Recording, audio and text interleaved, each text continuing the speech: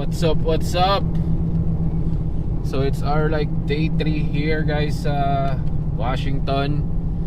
Tapos na kami mamasyal sa shuttle downtown. Napuntahan na namin yung mga gusto namin puntahan. And today outdoor na naman tayo. So we're gonna spend couple nights here I think. So maghanap lang kami ng aming spot. And yeah, see you guys soon.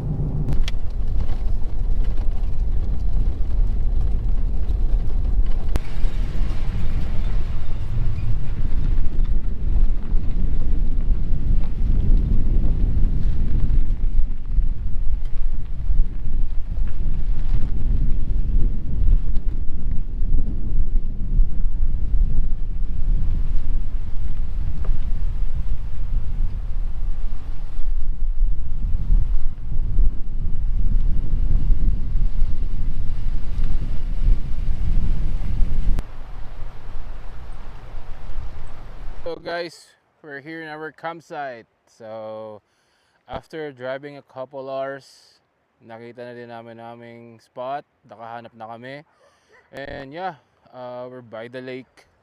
And yeah, we're just gonna set up our tent now. Magre-ready na kami for our supper. Peace. Okay, sobrang ganda ng panahon guys.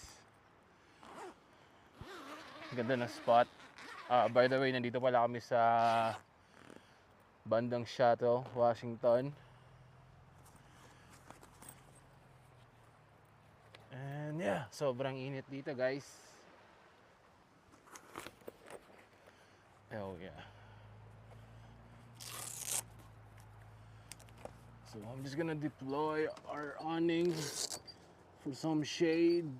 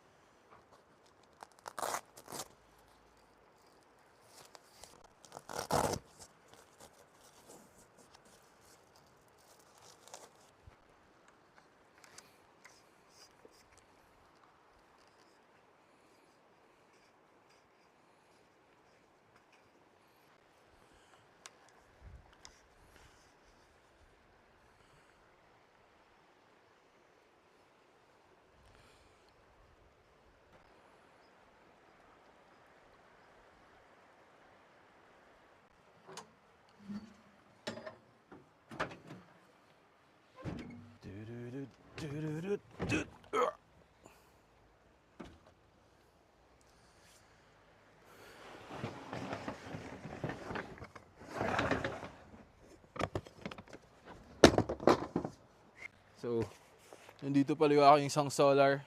Let's use it hanggang may araw pa.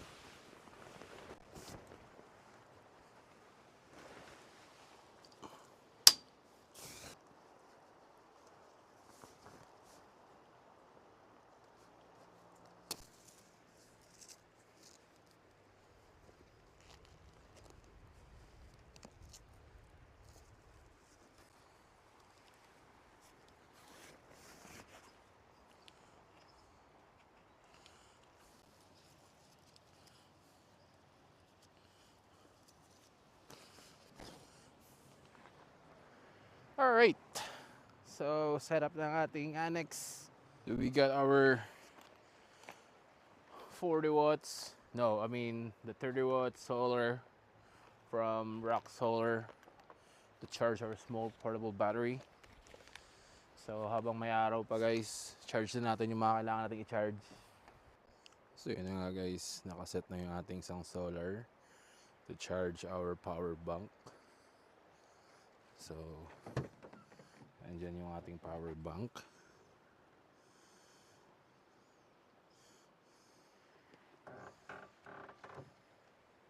So yun na nga guys, nakaset na yung ating annex doon. And we're charging all our stuff now. And nandito kami, nag-chill by the river. So bababa tayo dito guys. Yun na nga guys.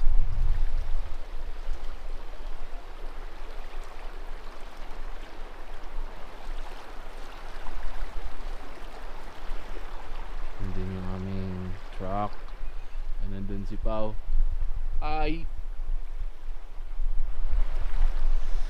Ang ganda dito guys. Presko yung hangin.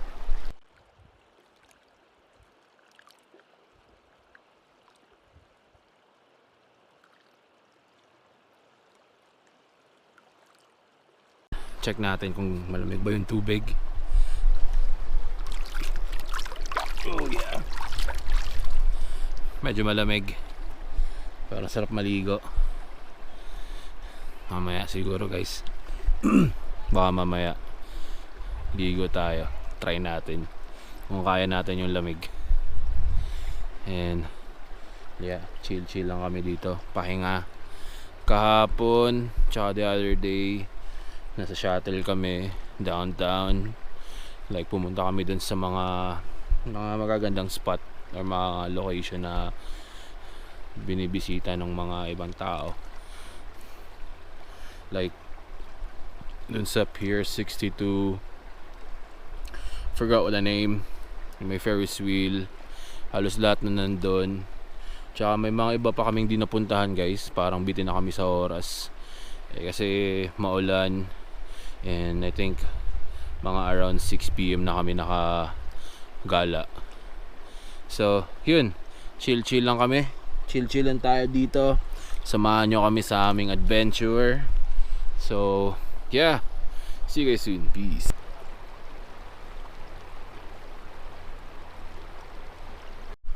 Alright, let's go up.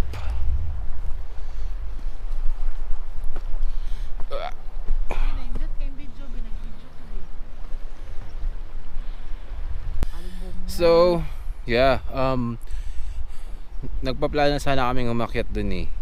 May magandang spot dun. Yung view mo is yung Mount Rainier. Kaso nag-hesitate ako dahil ayun, may mga nag-pop up sa dash ng truck. So may mga warning tayo guys. Wala tayong nakalagay doon service electronic brake.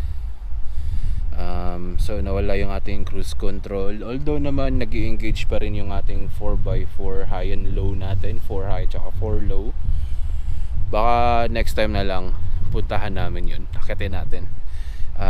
Or kayo mga taga shuttle, mga nag-overland, yung mga hardcore guys, na mga hardcore nating kasama natin, mga hardcore Pinoy, baka may mga masuggest pa kayo bang spot, yung lang, yung light trail, walang budol. Yun, kahit huwag nyo na i-comment, PM nyo na lang sa akin, share naman.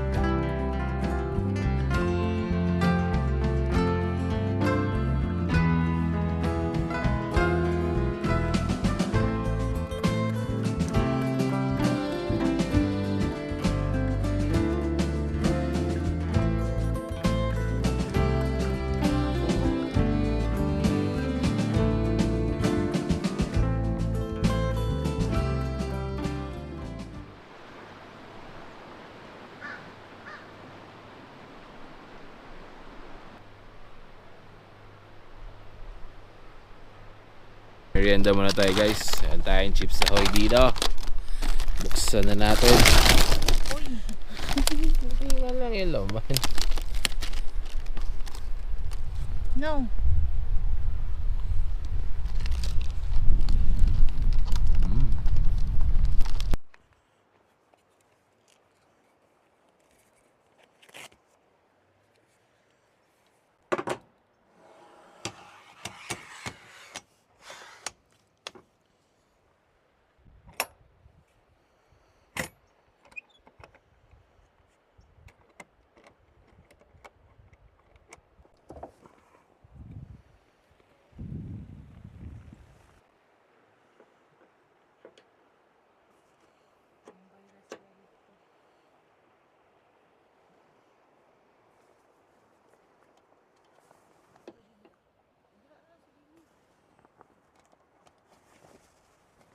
Ayan na guys, set up ng aming tent.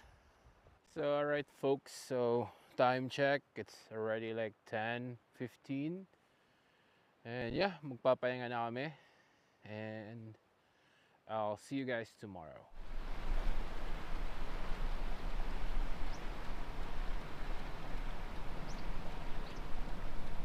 Yo, good morning guys. So it's like our day 2 here. Kakagising ko lang. Sobrang tahimik guys. I don't know if we're gonna decide to stay here for one more night or we're gonna move to a different spot. Quick update lang tayo sa ating truck. So naglagay po tayo ng dalawang 100 watts na solar panel. And then yeah, some new lights guys. Di ko pa na-ward tong aking mga ditch light. Pero itong nandito, goods na yan guys. Yung ma-function na yan. And then I think nung last weekend nag-update tayo ng ating lower control arm. So ayun, pinalitan namin yung lower control arm namin tsaka yung tie rod. So we got this from Mivotech.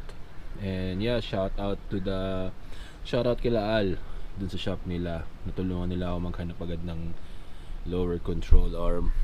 And yung ating CV axle, meron na tayong extended.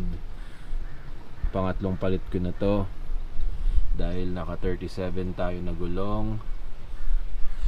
Sobrang bigat ng gulong, na-stress agad yung CV axle natin.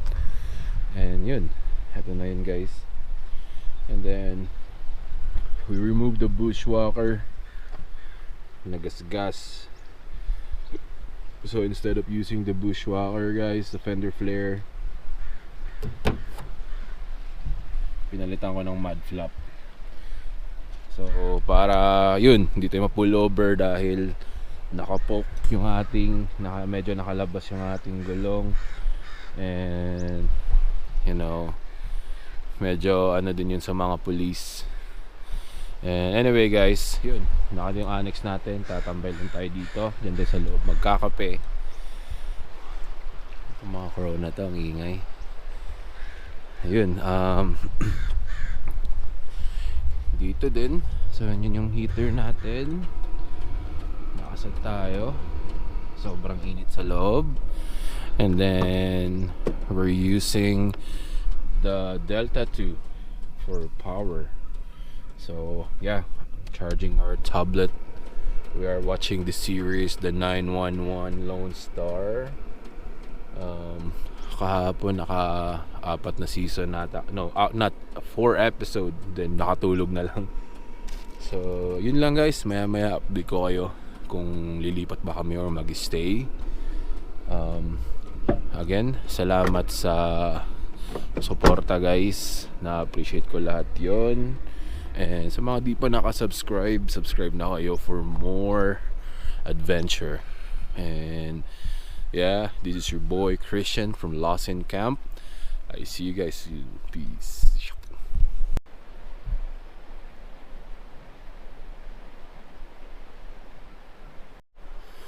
So yun na nga guys, just give you guys an update. Tapos tayo magkape. Dito tayo sa loob. chill lang tayo. Ito yung aking setup ng aking kape. Ito yung aming burner. Light na lang tayo ngayon, guys. Well, I still have my 20-pound propane tank, but pretty soon mag-upgrade tayo. Papalitan natin siya ng 5 pounds lang na tangke para mas maliit, tsaka convenient, mas magaan.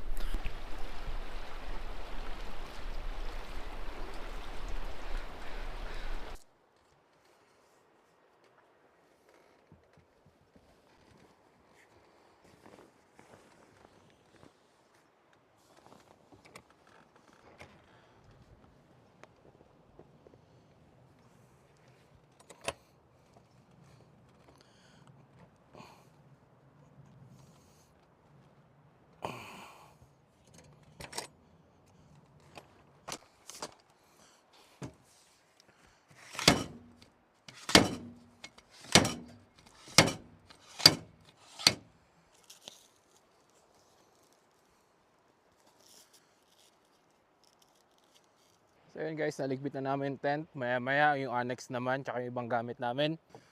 So yun na guys, magpapainit na tayong tubig. Kailan tayong noodles saglit bago umalis. Overkilled masyado yung aking 20 pounds na propane tank.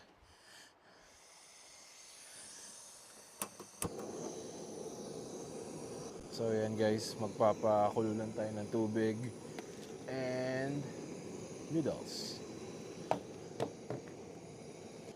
Sa inyo guys, saan mas masarap dito?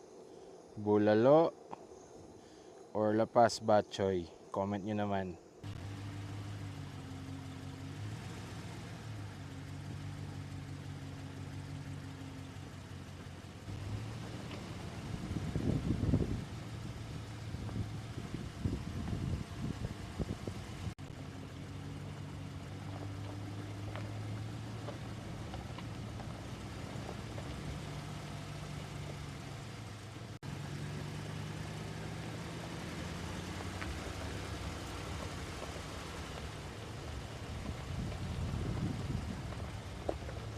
Okay guys, nakalabas na kami sa trail.